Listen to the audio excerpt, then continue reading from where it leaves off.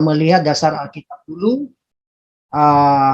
yang menjadi dasar pemikiran daripada teks malam hari ini, pendalaman kita malam hari ini. Yang pertama dari Amsal 19 ayat 21, ya, Amsal 19:21 dikatakan di sana, banyaklah rancangan di hati manusia, tetapi keputusan Tuhanlah yang terlaksana. Ini dia. Ini sangat menarik. Hidup dengan tujuan, ya, memang manusia punya tujuan. Kita punya tujuan. Semua kita memiliki tujuan masing-masing. Dan kita punya rencana, rencana atau cita-cita, angan-angan. Tetapi dikatakan di ayat 21 Amsal 19 ini, keputusan Tuhanlah yang terlaksana. Nah, ini dia. Ini yang menarik. Jadi apapun yang kita rencanakan di luar kehendak Tuhan, itu tidak akan terlaksana. Itu yang saya garis bawahi dalam ayat ini. Artinya semua yang kita rencanakan di luar rencana Tuhan atau keputusan Tuhan, itu tidak akan terlaksana. Maka bagaimana kita mengarahkan semua rencana kita atau cita-cita kita terlaksana, harus sesuai dengan kehendak Tuhan, baru itu terlaksana. Dan dikutip dalam Kisah Para Rasul 13 ayat 36, hanya satu ayat saja, satu frasa, itu dikutip, sebab Daud melakukan kehendak Allah pada zamannya, dan akibatnya lalu ia mangkat dan dibaringkan di samping nenek moyangnya, dan ia memang diserahkan kepada kebinasaan. Artinya memang mati, tetapi selagi dia hidup, dia melakukan apa yang menjadi kehendak Tuhan di dalam hidupnya. Artinya hidup dengan tujuan. Tujuannya apa? Tujuan kehendak Tuhan, tujuan Tuhan dalam hidupnya. Nah, masalah yang sering terjadi dalam kehidupan kita sebagai manusia, itu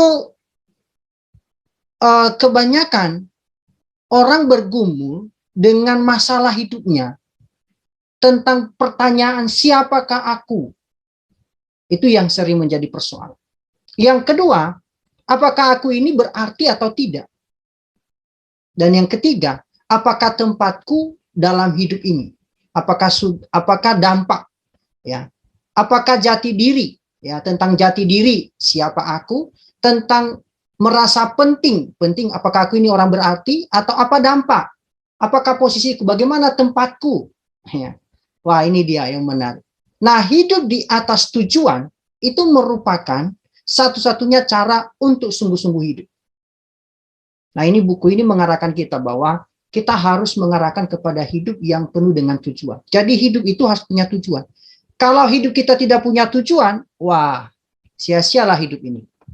Ya, sia-sia hidup ini. Kita berjuang, kita melakukan aktivitas kita tanpa tujuan, berarti nggak ada. Buat apa? Ya kan? Nah, kalau berkaitan dengan ini, yang sering menjadi persoalan adalah tentang konsep diri atau jati diri. Siapakah? Nah, ini sudah diawali di pertemuan pertama. Nah, ini pertemuan ke-40. Kalau teman-teman tidak mengikuti dari pertemuan pertama, tidak mengingatnya, wah, luar biasa. Ini diingatkan malam hari ini. Siapakah aku? Ya, kita diciptakan segambar dan serupa dengan Allah. Dikatakan bagian seri selanjutnya, kita ini berharga. Dan kita punya tujuan. Ya. Dan Allah juga punya tujuan dalam hidup kita yang spesifik. Yang kedua, pertanyaan adalah, apakah aku berarti? Apakah saya ini berarti? Memiliki arti penting nggak? Pasti. Ya, mungkin banyak orang menganggap kita tidak penting. Tapi sebenarnya sangat penting. Kalau dilihat dari perspektif atau cara pandang Tuhan terhadap hidup kita. Walaupun kita ini orang berdosa, tapi penting. Buktinya penting. Kita ini penting di hadapan Tuhan. Ya, tidak mungkin kita merayakan Paskah, ya kan? Mengapa kita dikatakan penting di mata Tuhan? Itu buktinya kita penting itu. Dia datang. Ya, dia menjadi manusia hanya tujuan apa? Dia berkorban, segala-galanya dia buat hanya untuk manusia. Itu artinya kita penting. Tentang apakah dampak? Sangat berdampak. Mengapa? Karena Tuhan menjadikan kita sebagai alat. Berapa waktu yang lalu kita melihatkan bahwa Allah atau Tuhan itu dijadikan kita manusia itu sebagai alatnya. Bukan berarti Allah tidak mampu. Dia mampu melakukan segala sesuatu. Tapi dia juga mau memakai ciptaannya, termasuk saudara dan saya. Ya, ini masalah persoalan. Nah, jawaban dari ketiga pertanyaan yang sering diajukan dalam pergumulan seseorang tentang jati diri, bagaimana apakah punya arti atau berdampak, itu jawabannya bagi ketiga adalah ada maksud, ada kelima dari 5 tujuan yang kita renungkan pada yang kita bahas pada minggu yang lalu. Ya. Ada banyak hal baik yang dapat kita lakukan dengan hidup kita. Tapi tujuan Tuhan dalam 5 tujuan itu merupakan hal yang sangat esensial. Hal yang sangat mendasar. Apa aja tujuan ini? Ini waktu yang lalu. Ya. Yang pertama adalah tujuan Tuhan adalah kasih Tuhan alam. Ini tujuan Tuhan. Ini keinginan Tuhan dalam hidup kita. Mengasihi Tuhan dengan segenap hati kita. Mengapa? Karena kita direncanakan bagi kesukaan bagi Tuhan. Maka mengasihi Tuhan itu diwujud nyatakan melalui penyembah. Yang kedua, keinginan Tuhan dalam hidup kita adalah kasihlah sesamamu manusia seperti dirimu sendiri. Kita dibentuk untuk melayani. Jadi maksud dan tujuan Tuhan di sini adalah Ia menunjukkan kita menunjukkan kasih kita melalui pelayanan kita bagi sesama kita. Ini keinginan Tuhan. Dan yang ketiga, ini hanya review saja. Minggu lalu kita pergi dan jadikanlah muridku.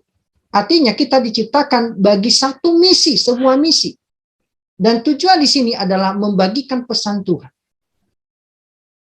Ya, membagikan pesan Tuhan untuk kita semua. Dimanapun, apapun yang kita kerjakan. Waktu yang lalu saya sudah seringkan bahwa apapun profesi kita, baik sebagai yang sedang belajar, ya, baik dari SD, SMP, sampai orang tua, punya maksud dan tujuan Tuhan dalam hidup kita. Keinginannya, dia mau memakai kita, ya, menggunakan kita, supaya wujud nyata tujuan Tuhan dalam pelayanan. Dalam pelayanan, dalam penyembahan, dalam penginjilan. Dan yang keempat, baptislah mereka. Di mana kita dibentuk bagi keluarga Tuhan dengan tujuan adalah mengidentifikasi diri. Melalui apa? Melalui persekutuan. Baptis itu satu tanda deklarasi bahwa kita mau bersekutu bersama dengan anggota jemaat yang lain. Nah, malam hari ini salah satu wujud persekutuan kita, wujud keterikatan kita satu dengan yang lain adalah melalui persekutuan. Dan tujuan atau keinginan Tuhan yang kelima dalam hidup kita adalah ajarlah mereka melakukan segala sesuatu. Mengapa? Karena kita diciptakan menjadi seperti Kristus. Maksudnya adalah kita harus bertumbuh kepada ke arah kedewasaan. Melalui apa? Melalui pemuridan. Salah satu kegiatan pemuridan di dalam gereja itu adalah pendalaman Alkitab. Nah, seperti yang kita lakukan malam hari, supaya kita bertumbuh ke arah yang dewasa. Ini 5 tujuan yang Tuhan inginkan.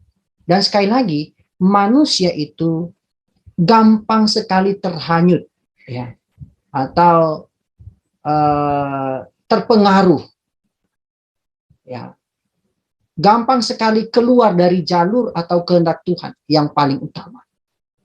Maka untuk mencegah keluar dari kehendak Tuhan, dari tujuan Tuhan, ya kita harus mengembangkan sebuah pernyataan yang menunjukkan maksud dan tujuan bagi hidup kita, kemudian meninjaunya kembali dengan teratur.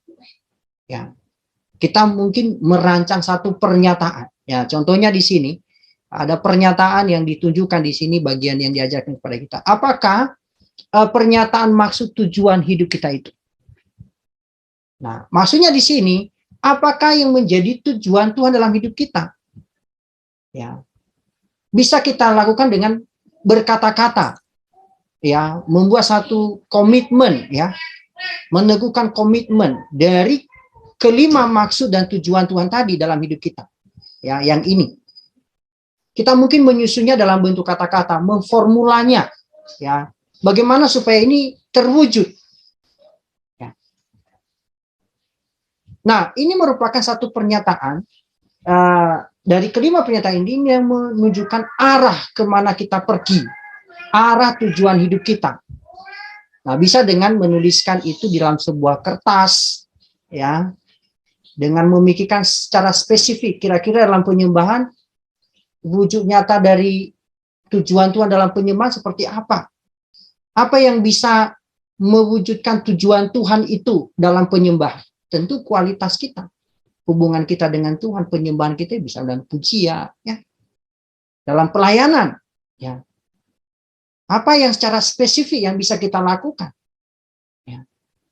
Dan ini adalah satu pernyataan, ya, yang mendefinisikan nantinya keberhasilan yang kita capai, yang kita catat ini. Hanya kita bisa mulai menilai, mengevaluasi, bahkan mengklarifikasi, bahkan mungkin mengidentifikasi apakah tujuan ini searah dengan tujuan Tuhan atau tidak.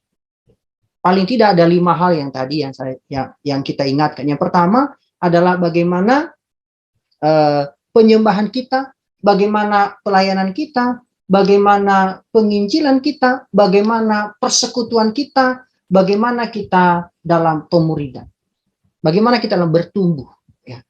Dalam penginjilan bagaimana kita menyaksikan kasih Tuhan kepada orang lain.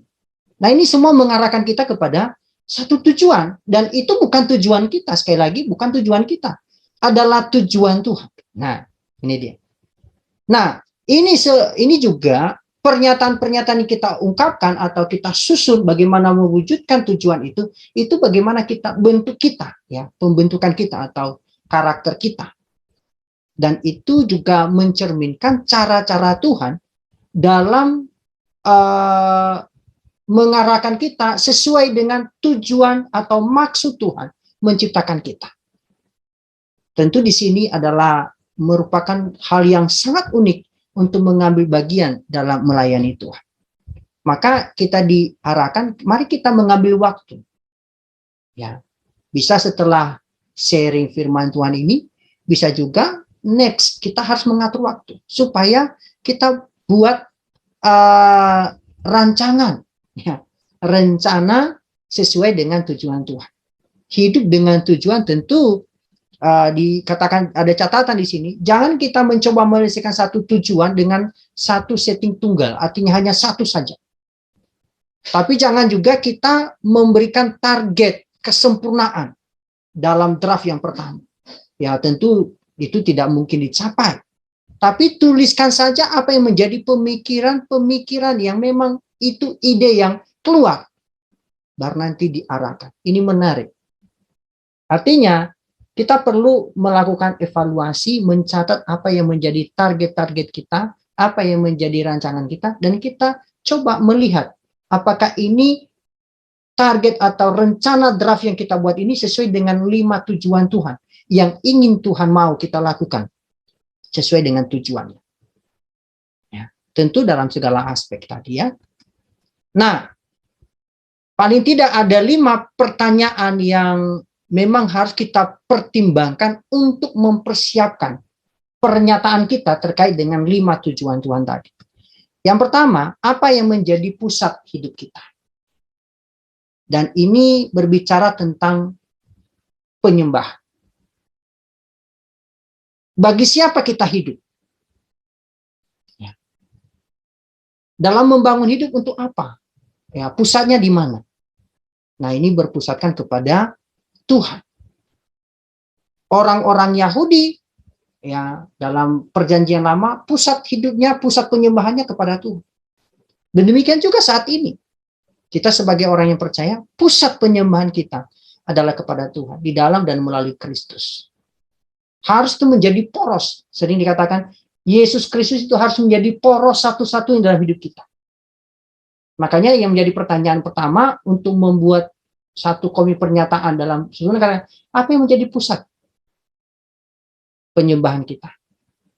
Apa yang menjadi pusat hidup kita yang mengarahkan kepada penyembahan? Yang kedua, apa yang menjadi karakter kita? Ini pertanyaan tentang bagaimana tentang pemuridan. Akan menjadi seperti apakah kita? Ya. Ya. Tuhan, dikatakan di sini, Tuhan jauh lebih tertarik pada tentang kita dari apa yang kita lakukan.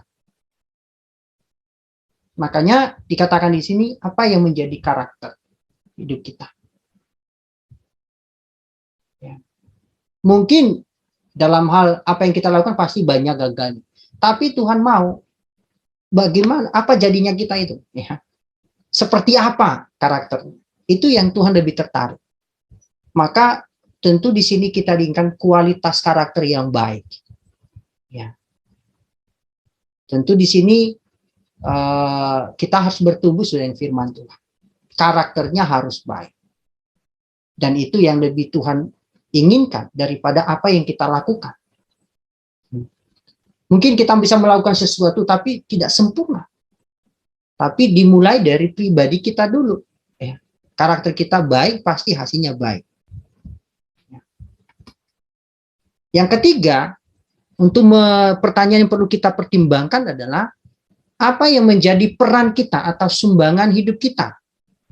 Ini berbicara tentang bagaimana kita melayani, tentang pelayanan. Nah, ini adalah kombinasi antara karunia roh, karunia yang Tuhan berikan dengan proses pembentukan kita atau bagaimana kemampuan hati kita, kepribadian, pengalaman atau yang sering kita, yang sudah kita sharingkan waktu yang lalu ada shape kita. Bentuk kita seperti apa? Tentu dalam hal ini dalam melayani Tuhan. Apa peran kita? Tentu dalam kalau kita mengaitkan dengan pelayan dengan sesama, berarti punya peran. Masing-masing tidak mungkin semuanya sama perannya. Ya, punya peran yang berbeda-beda. Nah, ini hidup yang penuh dengan tujuan. Yang keempat, apa yang akan kita komunikasikan dalam hidup? Apa yang menjadi komunikasi hidup kita? Ini tentang misi, tentang pelayanan, tentang penginjilan ya di sini. Jika kita sebagai orang tua, apa misi kita? Jika kita sebagai anak, apa yang menjadi misi kita? Jika kita sebagai jemaat, apa yang menjadi misi kita? Jika kita sebagai pendeta, apa yang menjadi misi kita? Makanya diikuti dalam Yosua 24, tapi aku dan seisi rumahku, kami akan beribadah kepada Tuhan. Ini terjemahan bebas dari Rick Warren ya. Itu tujuannya. Dan dikatakan bagian yang lain adalah, hendaklah hidupmu berpadanan dengan Injil Kristus. Nah, kalau misi kita seperti ini, saya rasa tidak ada yang menjadi clash, tidak ada yang menjadi troublemaker. Ya. Karena lewat hidupnya, lewat keseharian hidup, itu menyampaikan Injil. Ya, sepenuhnya hanya untuk misi Tuhan, tujuan Tuhan. Dan sekali lagi, tujuan ini adalah tujuan Tuhan. Kelima tujuan ini adalah, arahnya adalah tujuan Tuhan. Sekali lagi, bukan tujuan kita. Mengapa? Tujuan yang pertama yang menjadi prioritas adalah tujuan Tuhan. Ya. Kita punya tujuan, benar. Kita punya plan, punya rencana, tapi yang lebih prioritas adalah tujuan Tuhan. Bagaimana tujuan kita itu searah dengan tujuan Tuhan? Itu yang dimaksud di sini. Hal yang kelima, apa yang menjadi komunitas yang akan menjadi komunitas dalam hidup kita? Ini pertanyaan tentang persekutuan. Bagaimana kita bisa menunjukkan komitmen kepada orang-orang percaya dalam hubungan, pergaulan, dan persekutuan sebagai keluarga Tuhan? Dikatakan yang lalu, kasihilah Tuhan Allahmu dengan segenap hatimu dan dengan segenap jiwamu. Wah, ini berarti totalitas. Artinya, kalau kita mau seimbang dalam kehidupan kita, ya berarti harus mengasihi Tuhan juga mengasihi sama. Ya, bagaimana kita bisa menyatakan mengasihi Tuhan, tapi orang yang kelihatannya kita tidak bisa mengasihi. Ya. Allah yang tidak kelihatan, sedangkan yang kelihatan saja sesama kita tidak bisa kita kasih, bagaimana dengan yang tidak kelihatan? Makanya kalau kita mengatakan, aku mengasihi Tuhan, tapi kita tidak mengasihi sesama kita, itu kita berdusta sebenarnya. Nah, bagaimana komunitas kita? Nah, ini mewujudkan kelima tujuan Tuhan yang Tuhan inginkan dalam hidup kita supaya terwujud. Nah, dengan tujuan ini nantinya, maka hidup dengan tujuan ini, maka tujuannya adalah memuliakan Tuhan. Ya. Tujuannya apa? Semakin kita dewasa, maka semakin akan mengasihi tubuh Kristus, bahkan mungkin ingin berkorban. Ya, ada kesediaan berkorban. Nah, ketika kita sedang mempertimbangkan apa yang menjadi jawaban-jawaban terhadap kelima pertanyaan-pertanyaan ini, maka perlu ada ayat-ayat Alkitab juga yang meneguhkan kita. Dan banyak sekali ayat Alkitab. Ya, mungkin kita merenung berbulan-bulan, berminggu-minggu, ya, bisa jadi. Tapi di sini ada poin penting. Kita perlu doakan, kita perlu pikirkan, kita perlu bicarakan dengan teman-teman dekat, dan juga kita perlu merenungkan kitab suci atau firman Tuhan. Sementara kita mempertimbangkan pertanyaan-pertanyaan yang kita ajukan yang menolong kita untuk mengarahkan kita kepada kelima tujuan Tuhan tadi dalam hidup kita.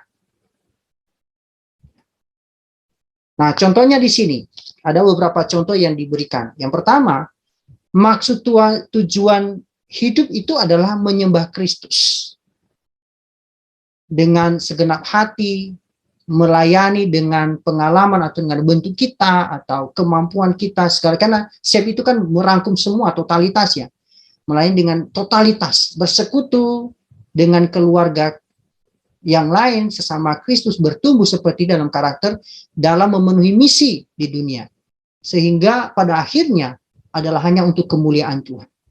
Ini contohnya, contoh pernyataan yang mungkin kita bisa buat. Atau mungkin dengan pernyataan lain, tujuan hidupku adalah menjadi anggota keluarga Kristus dengan meneladani karakternya. Ya, pelayanan yang penuh kasih karunia, menjadi utusan yang membawa pesan firman Tuhan. Dan tujuannya adalah untuk membesarkan kemuliaan. Ini salah satu contoh. Kita bisa membuat contoh, buat apa kita hidup dari kelima tadi. Karena dimulai dengan pusatnya bagaimana, ya. Terus mengalirnya sampai kepada apa? Bertumbuh dalam karakter dewasa. Hal yang kedua, hal yang ketiga, mungkin maksud dan tujuan hidup kita atau tujuan hidup kita itu mengasihi Kristus, bertumbuh dalam Kristus, bahkan menyaksikan Kristus, melayani Kristus, bisa melalui gerejanya atau persekutuan anggota tubuh Kristus, atau memimpin keluarga kita sendiri dan orang lain untuk melakukan hal yang sama. Itu juga bisa jadi tujuan utama. Ini salah satu, ini contoh yang ketiga. Contoh yang keempat, mungkin tujuan maksud dan tujuan hidup kita adalah membuat sebuah komitmen yang lebih baik lagi.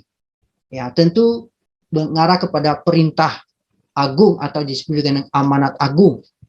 Ya, mandat. Ya, ada dua mandat dalam Alkitab kita adalah mandat budaya dan amanat agung. Ya, ya.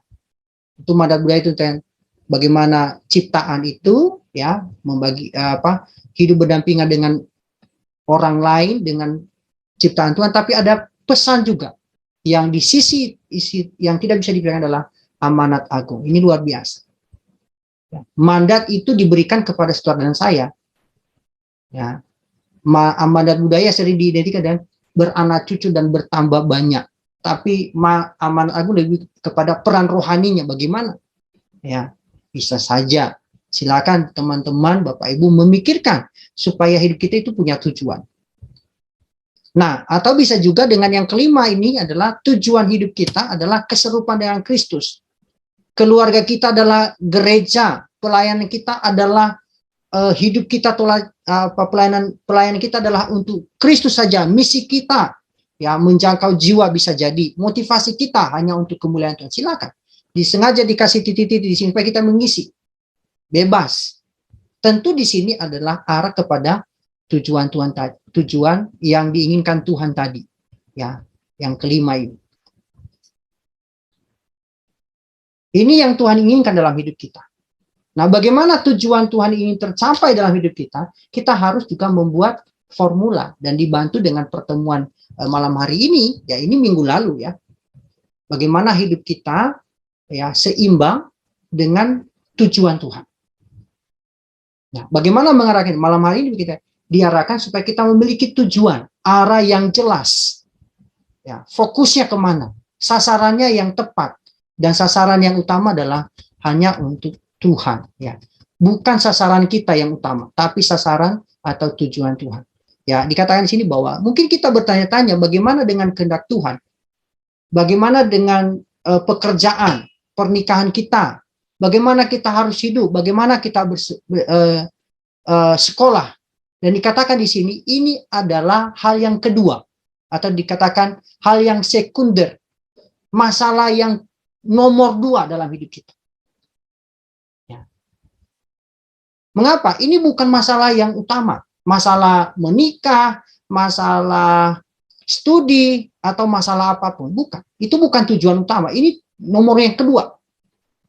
Tapi yang penting di sini, yang pertama adalah kita menempatkan yang pertama adalah maksud dan tujuan Tuhan. Itu yang pertama. Terlepas dari bagaimana kita bekerja dan siapa kita yang kita nikahi, itu nomor 2. Kalau kita melihat tujuan ini. Nah, tapi semua keputusan-keputusan itu harus mendukung, ya, mendukung pengambilan keputusan ini harus berarah kepada tujuan itu. Dan dikatakan fokus kepada, ini mau mati ya. Jadi nanti masuk lagi Bapak Ibu ya, kalau ini. Jadi fokusnya kepada arah tujuan Tuhan. Bukan rencana-rencana kita. Tapi rencananya Tuhan dulu yang pertama. Ya, digarisbawahi bahwa mungkin studi apapun itu adalah hal yang sekunder kalau kita melihat dari tujuan Tuhan. Mengapa? Itu hanya sebagai pelengkap saja. Tapi yang penting di sini adalah digarisbawahi adalah memenuhi maksud kekal Tuhan. Ya, kalau dikatakan maksud berarti segala aspek sebenarnya. Apapun yang kita kerjakan itu juga tidak terlepas dari rencananya Tuhan. Semua yang kita lakukan, semua yang kita kerjakan, yang kita rencanakan harus searah dengan tujuan Tuhan. Ya. Maka salah satu contoh yang direnungkan oleh Rick Warren dikatakan bahwa 30 tahun ya mungkin dalam penulisan buku ini ya, sebelum menulis buku ini, dia merenungkan frasa dalam Kisah pasal 13 ayat 36 tadi. Sebab Daud melakukan kehendak Tuhan pada zamannya. Dan dia memahami itu dengan maksud dan tujuan Tuhan. Dan inilah yang menjadi penggeraknya. Ini menjadi contoh ya. Ini satu frasa yang diambil dari salah satu kesaksian Alkitab dalam Kisah Para Rasul bagaimana hidup Daud yang sesuai dengan kehendak Tuhan. Sebab Daud melakukan kehendak Tuhan pada zamannya. Artinya demikian juga dengan kita. Mari di zaman kita, mari kita melakukan kehendak Tuhan. Apapun itu. Mari kita melakukan kehendak Tuhan. Ya, mungkin ada banyak mengatakan saya orang berdosa, ya, saya orang yang lemah, orang yang tidak berdaya, ya tidak punya apa-apa, tidak mampu. Tapi sekali lagi, kita dikatakan tadi, kita adalah orang yang sangat penting. Kalau mengetanya tentang mas 3 hal tadi, masalah jati diri, masalah merasa penting atau tidak, atau merasa berdampak atau tidak, itu tidak menjadi poin yang utama. Karena mengapa? Karena Tuhan menciptakan kita dengan tujuannya.